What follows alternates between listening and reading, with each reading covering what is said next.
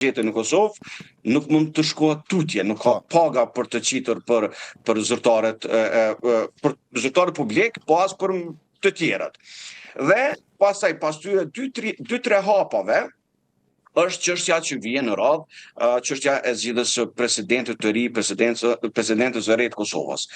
Edhe kjo situatë tashmë është pak më nxehtë dhe këtu po mendon, sipas deklaratave zyrtare të zyrës së zonjës Osmani, ata po mendojnë që Vjosa Osmani po sulmohet në këtë situatë nga oponentët, nga dikush që për të dëmtuar imazhin e saj në këtë situatë, për të mos vazhduar si kandidate për mandatin e dytë.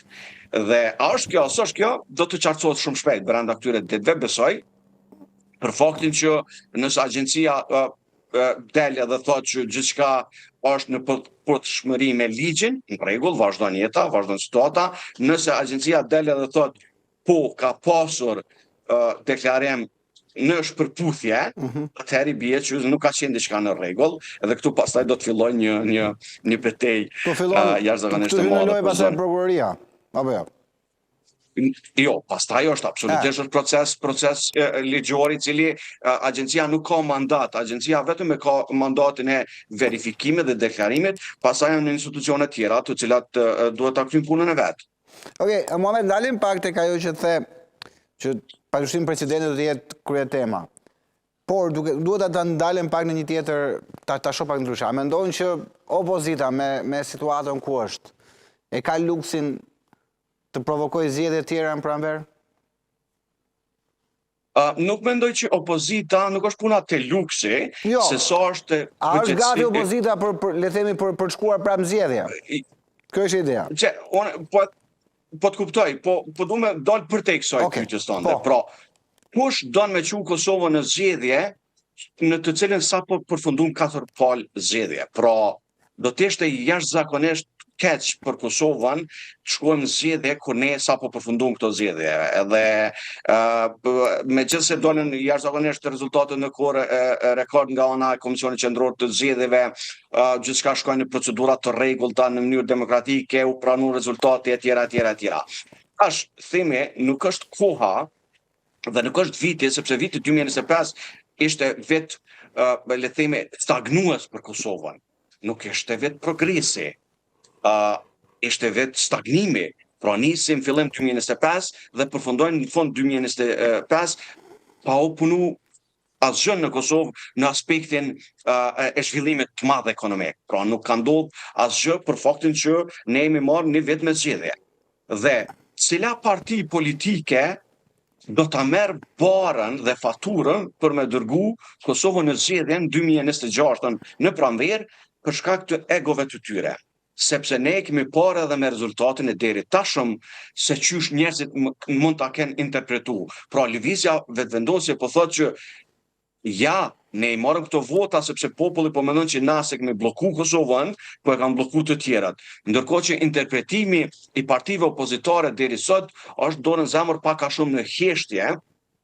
Pra, përveç ditës së parë dhe të dytë, kur dolën dhe folën për rezultatet, kemi një heshtje totale në Lidhjen Demokratike të Kosovës, kemi një heshtje totale në Partinë Demokratike të Kosovës, sepse nuk kanë edhe çfarë për të thënë në këtë moment, sepse rezultati nuk është në favor që mundesh me dalje dhe me majt ligjërata para popullit të Kosovës. Çfarë u kërkohet atyre partive, nëse e kanë seriozisht rikthimin, sepse çka nuk kemi parë na, nuk kemi parë një alternativë e cila në anën tjetër ishte zoti Kurti, dhe cila ishte alternativa tjetër. Alternativa tjetër me 4-5 parti, se cili duke garuar vetëm, ata po ta kishin seriozisht rrëzimin e zotit Kurti, do të bëheshin bashkë me një listë ose do ta gjenin një model në të cilin njerëzit do të besonin si alternativë.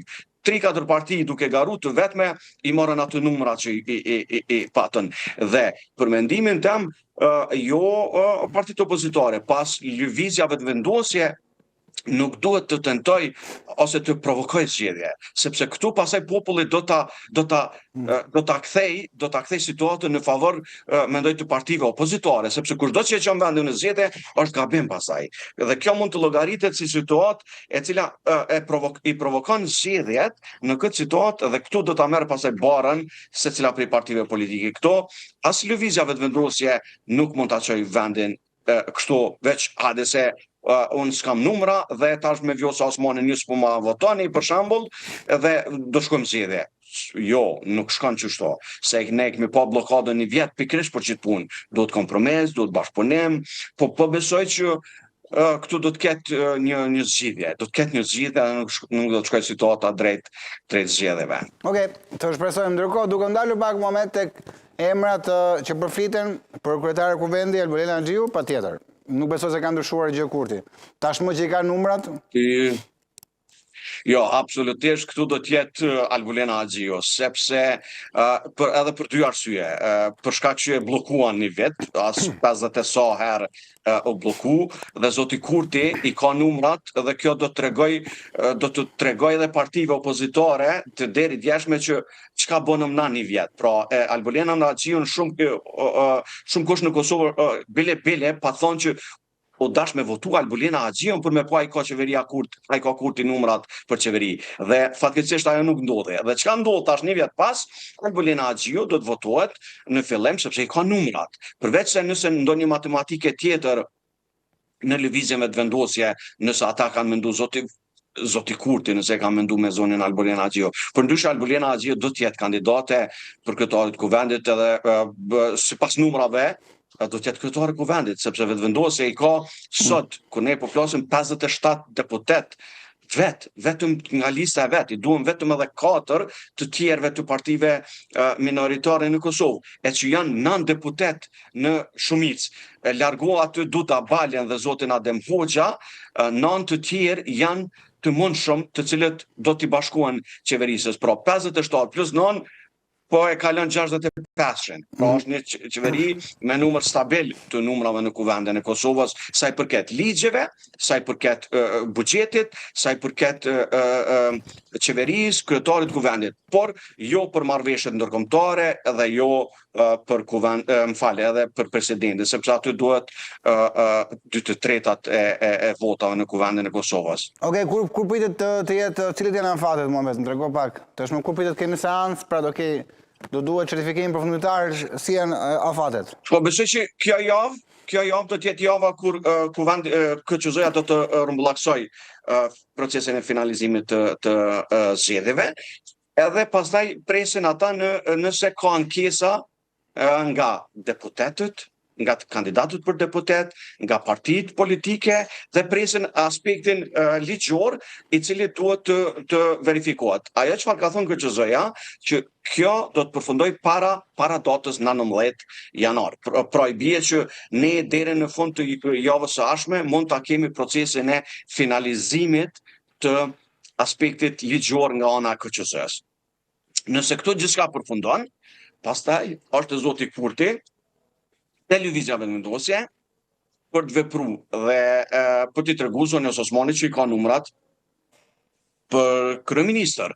Dhe çka ndodh është thirrët seanca kuvendit Kosovës ku bëhet konstituimi i kuvendit të Kosovës. Një çështje që do të jetë diskutabile, themi, se zakonisht ka befasi në Kosovë, është se çfarë do ndodh me nën kryetarin nga komuniteti serb. Ju e dini bllokimin që pa ndodh, edhe dua ta përmend, bllokimin që ndodhi me nën kryetarin nga komuniteti serb, që nuk votohej kandidati i listës serbe.